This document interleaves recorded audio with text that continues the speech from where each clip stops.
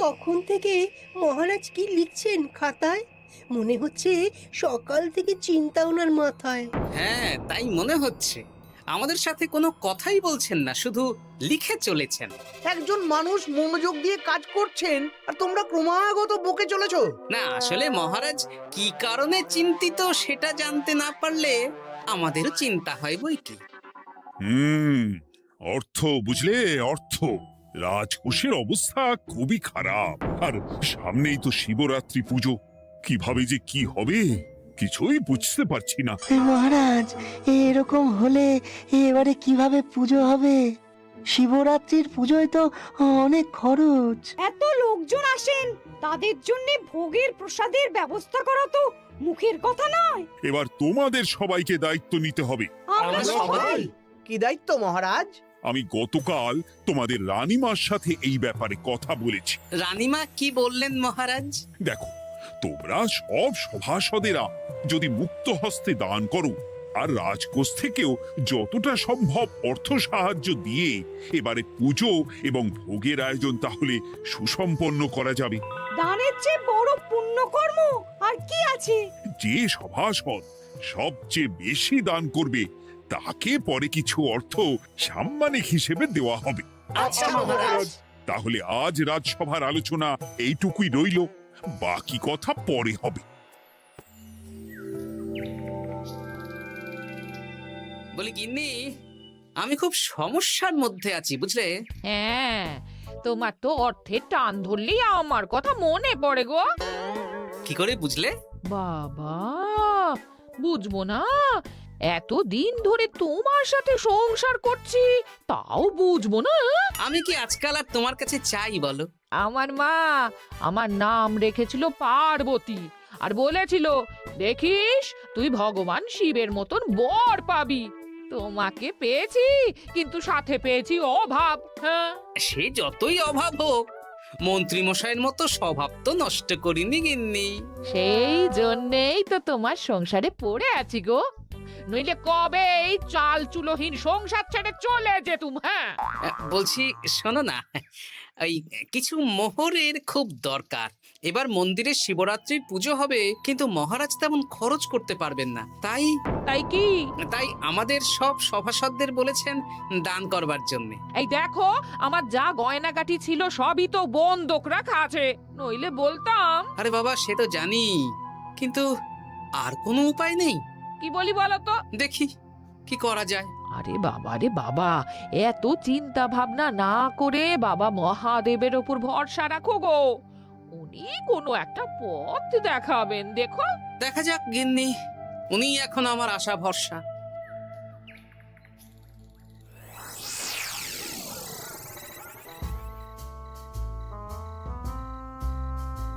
আরে মন্ত্রী মশাই, আপনি তখন থেকে শুধু এদিক ওদিক করছেন কেন বলুন তো? তা কি করব? না, আমরা তো বুঝতে পারছি না আপনার কি হলো। জীবনে অনেক অপমানিত হয়েছি, অনেক মার খেয়েছি, এবার সম্মান চাই। আর কেউ সম্মান না করলেও আমরা কিন্তু আপনাকে বেশ সম্মান করি মন্ত্রী মশাই। তোদের সম্মান আর মহারাজের সম্মানের মধ্যে অনেক পার্থক্য আছে। না, ওই ছোট মুখে বড় কথা বলছি মন্ত্রী মশাই, ক্ষমা করবেন। হ্যাঁ, মহারাজ আপনাকে কেন সম্মান করবেন?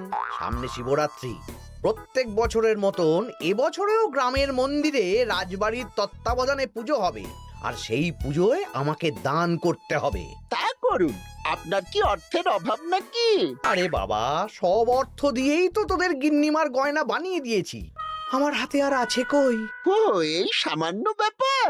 আপনি মাছের তেলে মাছ ভাজুন। হ্যাঁ, আমিও তো তাই বলতে চাইছি। খোলসা করে বলতো তুই কি বলতে চাইছিস? মানে আমি বলতে চাইছি, আপনি আমাদের দায়িত্ব দিন, আমরা রাজ্যবাসীদের থেকে চাঁদা তুলবো, ভিক্ষে করব। আরো অনেক কায়দা করে অর্থ উপার্জন করে আপনার হাতে দেব, আর সেই অর্থ আপনি নিজের বলে চালিয়ে দেবেন। ব্যাস, তাহলে তো আমার 90% চিন্তাই মাথা থেকে নেমে গেল। ব্যাস, আর কোনো চিন্তা নেই।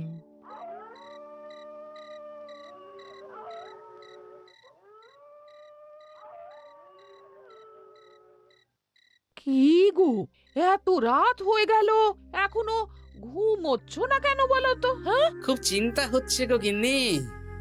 এখনো বুঝে উঠতে পারিনি যে কি করে দান করব। শুধু অর্থদানই কি দান নাকি গো? শিব ঠাকুর তো আমাদের প্রত্যেকের মধ্যেই রয়েছেন গো। হ্যাঁ, তা তো তিনি আছেন।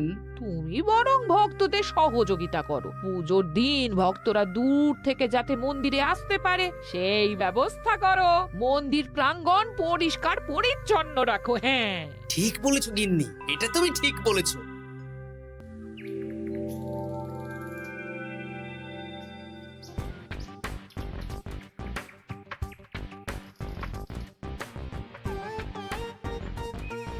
এই যে বাড়িতে কে আছেন?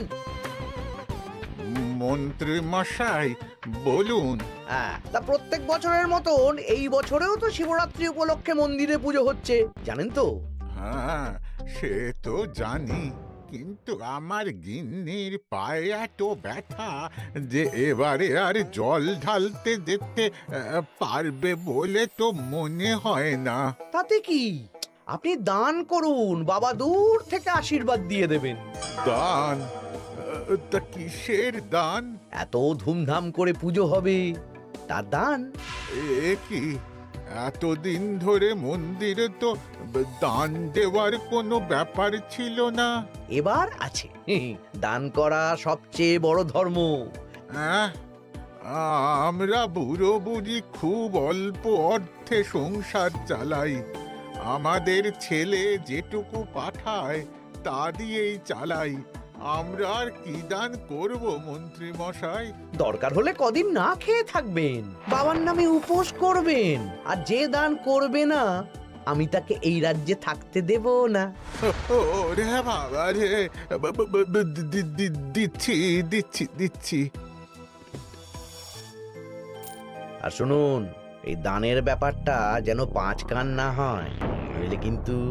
ওরে বাবা, না না না, ঠিক আছে ঠিক আছে। আজকে সারাদিনে ভালোই রোজগার হয়েছে, কি বলিস বটা? হ্যাঁ, কালকে আবার সারাদিন চাঁদা তোলা হবে। চাঁদা নয়, বল চাঁদার নামে দান তুলছি। হ্যাঁ, আর যা ভয় দেখাচ্ছি, কেউ ভয় মুখ খুলবে না। এই তো যাই, এরকম চলতে থাকলেই আমাকে সেরার সেরা দানি হওয়া থেকে কেউ আটকাতে পারবে না। এই তুমি এই ভর দুপুরে বস্তা কাঁধে নিয়ে কোথায় যাচ্ছ গো? একটু জঙ্গলের দিকে যাচ্ছে গিন্নি, শুকনো কাঠ নিয়ে আসি। পুজোর দিন তো ভোগের রান্না করতে জ্বালানি লাগবে, দেখি শুকনো কাঠ নিয়ে রাজবাড়িতে দিয়ে আসবো। বেশ বেশ বেশ, যাও। হে দেবাদিদেব মহাদেব, তুমি একটু দেখো বাবা।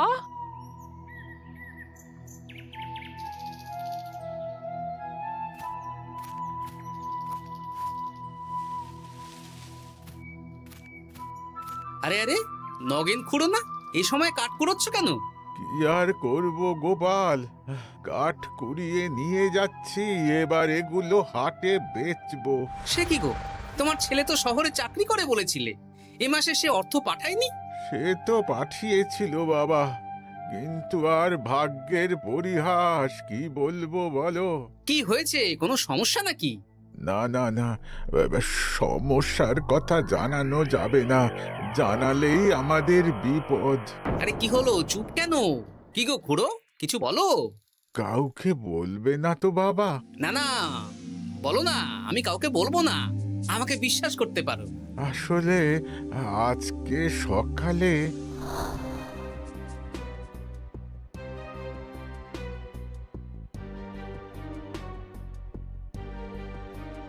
হ্যাঁ, মন্ত্রী মশাই? হ্যাঁ, শুধু আমাদের বাড়ি থেকে না, গ্রামের সব বাড়ি থেকে তুলেছে। ঠিক আছে খুড়ো, তুমি নিশ্চিন্তে থাকো। আর আমার চিন্তার শেষ নেই। আমার গিন্নির কদিন ধরে এত পায়ে ব্যথা যে এবারে অতটা হেঁটে মন্দিরে বাবার মাথায় দুধ ঢালতে যেতে পারবে না। ঠিক আছে, তুমি একদম চিন্তা করো না, আমি দেখছি কি করা যায়।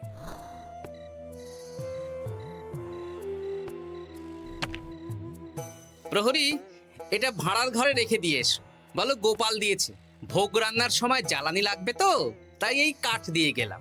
আচ্ছা গোপাল দাদা।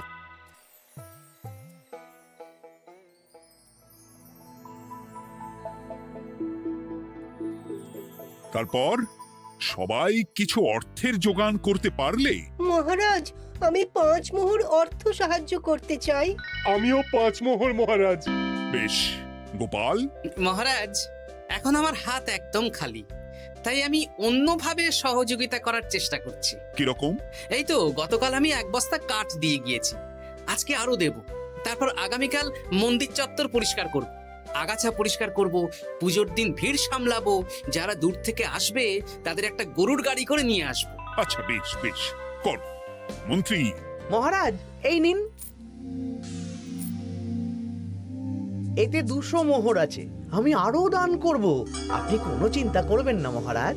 বাহ বাহ বাহ বাহ বাহ, এ তো বিশাল ব্যাপার। আমি জীবনে অনেক পাপ করেছি, তাই এখন দান করে একটু যদি পুণ্য লাভ হয় সেটাই আশা। বেশ বেশ, পণ্ডিত, তুমি আর রাজবৈদ্য তাহলে পুজোর দশকর্মা দ্রব্যাদি কেনাকাটা শুরু করো। এখন ধারে নিয়ে আসবে, পুজোর পরে সব শোধ করে দেওয়া হবে। আচ্ছা মহারাজ, ঠিক আছে। তাহলে আজকে আমি আর পণ্ডিত মশাই দুজনে বাজারের দিকে যাব আর সব দশকর্মার দ্রব্যাদি কিনে নিয়ে আসব। হ্যাঁ হ্যাঁ, তাই কর।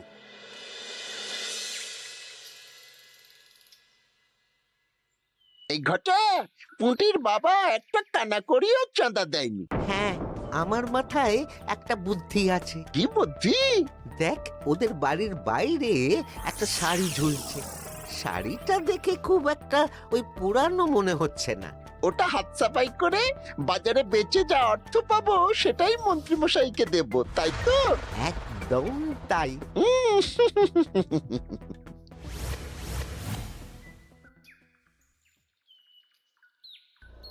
হাই পুটি, দেখ তোদের বাড়ি থেকে বটা ঘটা কাকা শাড়ি চুরি করছে।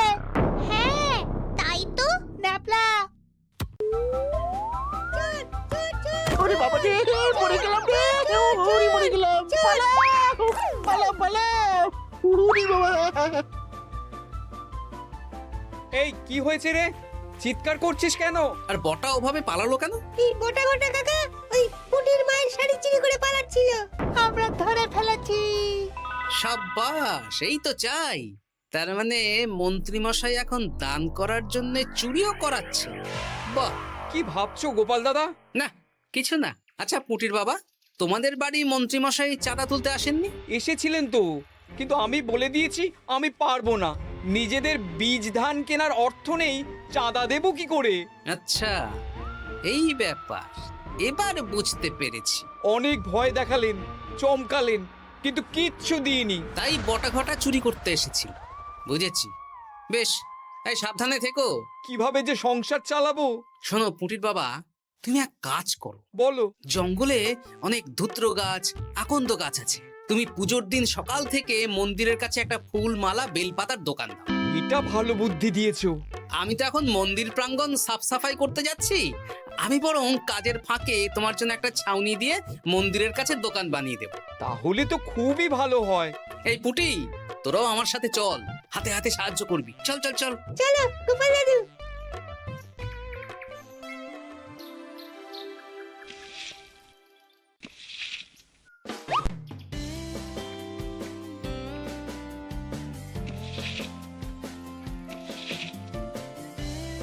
দাদু, এই জায়গাটা গর্ত আছে, তাই মাটি নিয়ে এলাম। এই তো বুদ্ধিমান ছেলে, এবার ঢেলে দে। ব্যাস, এখানটা এবার ঠিক হয়ে গেল। দেখি এবার মন্দিরের পিছনের দিকটা একটু পরিষ্কার করে দিই।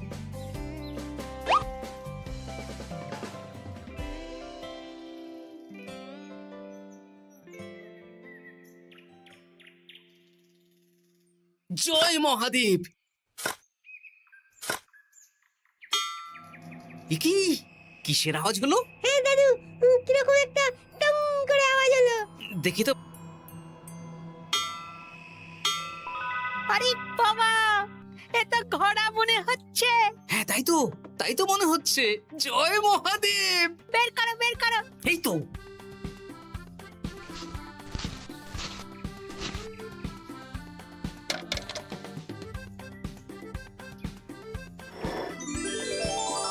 ও দাদু, এ তো সোনার মোহর। জয় মহাদেব, তুমি সত্যি আছো প্রভু। তুমি সত্যি আছো? একই দাদু, তুমি কাঁদছো কেন? সবই মহাদেবের কৃপা। মহারাজ বলেছিলেন দান করতে, মহাদেব নিজেই নিজের পুজোর ব্যবস্থা করে নিলেন রে। হ্যাঁ, তাই তো দেখছি দাদু। তবে শোন, এই কথাটা কাউকে বলিস না। আচ্ছা গোপাল দাদু, আমরা কাউকে বলবো না। হ্যাঁ।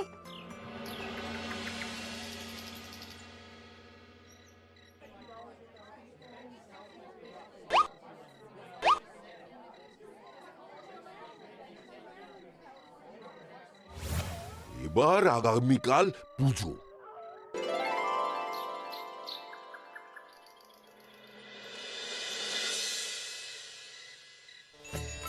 জয় শিব শম্ভু, হর হর মহাদেব। হে প্রভু, হে মহাদেব, জগতের কল্যাণ করো ভোলানাথ। জয় শিব শম্ভু। জয় জয় শিব শম্ভু, জয় শিব শম্ভু। বাবা দেখো বাবা, বাহ বাহ বাহ বাহ, এই তো সব ভালোই হচ্ছে। ভালো তো হবেই মহারাজ। আমি যা দান করেছি, পুজো পাঠ এবারে ধুমধাম করে হবে। দান করে অত অহংকার করতে নেই মন্ত্রী। এক হাতে দান করলে আরেক হাতকে জানাতে নেই, বুঝলে? বুঝেছি মহারাজ।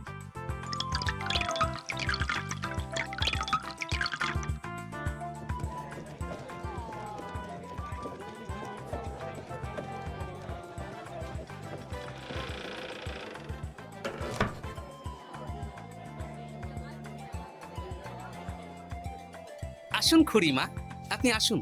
সত্যি গোপাল, তোমার মতো মানুষ হয় না। আমার পায়ে বড় ব্যথা, ভেবেছিলাম এই বছর হয়তো মন্দিরে আসতেই পারবো না। আহা, আমি তো আপনার ছেলের মতন। আর কাল আবার আসতে হবে, বড় মাঠে ভোগের আয়োজন আছে, গাড়ি পাঠিয়ে দেব, কেমন? বেঁচে থাকো বাবা, বেঁচে থাকো। দেখো দেখো গোপালকে দেখো, ও হয়তো অর্থ সাহায্য করেনি, কিন্তু অন্যভাবে কত সাহায্য করছে। এই মন্দির প্রাঙ্গণ থেকে সব আগাছা পরিষ্কার করেছে। মহারাজ, আপনার সাথে কিছু কথা আছে। কি কথা? এখানে বলা যাবে না, যা বলবো আড়ালে। আচ্ছা চল।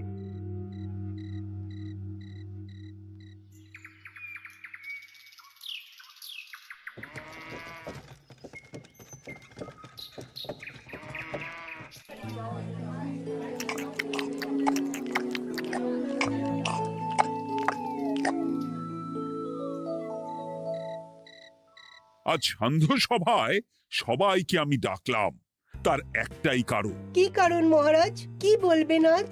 গতকাল শিবরাত্রির পুজো আর আজ বেলার পুজোর ভোগ গ্রহণ পর্ব বেশ ভালোভাবেই সুসম্পন্ন হলো। এতে আমি খুব খুশি ও শান্তি পেয়েছি। তাই মহারাজ আমাকে সম্মান প্রদান করবেন, তাই তো? আমার মনে হয় আমি সবচেয়ে বেশি দান করেছি। না, তুমি তো কোনো নিঃস্বার্থ দানই করনি। মানে আমি যে কত মোহর দিলাম। ওগুলো তো লোকজনকে ভয় দেখিয়ে দানের নামে চাঁদা তুলে দিয়েছো। সেরেছে, সব জেনে গেছেন। হ্যাঁ, সেই জন্য সম্মান নয়, তোমাকে শাস্তি দেওয়া হবে। ওরে বাবা রে, ভুল হয়ে গেছে, ভুল হয়ে গেছে। ক্ষমা করুন মহারাজ, ক্ষমা করুন। এসব ক্ষমার অযোগ্য ভুল। যাই হোক, মহাদেবের কৃপায় মহাদেবের পুজো হয়েছে। তুমি যে অর্থ লোকজনের কাছ থেকে তুলেছিলে সেটা লোকজনের মধ্যেই বিলিয়ে দেওয়া হবে। তাহলে পুজোয় যা খরচ হলো তার বকেয়া কিভাবে মেটাবেন? সেটার ব্যবস্থা তো স্বয়ং মহাদেব করেছেন মন্ত্রী মশাই। হ্যাঁ, মহাদেব কিভাবে? আমি একদিন বিকেল বেলা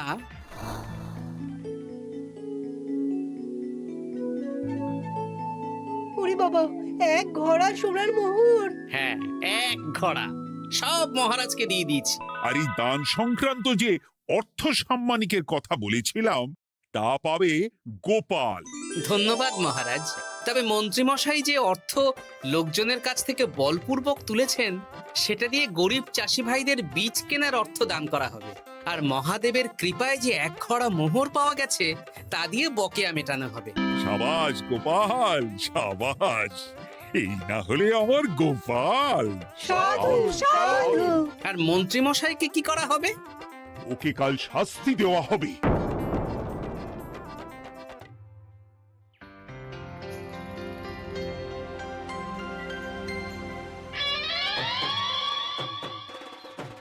ও মহাদেব, ও শিব ঠাকুর, আমাকে ক্ষমা করে দিন, ক্ষমা করে দিন আমাকে। ওসব না বলে একবার কান ধরে উঠবস করুন আর একবার করে বলুন জয় মহাদেবের জয়। জয় মহাদেবের জয়, জয় মহাদেবের জয়, জয় মহাদেবের জয়। সবই মহাদেবের দান।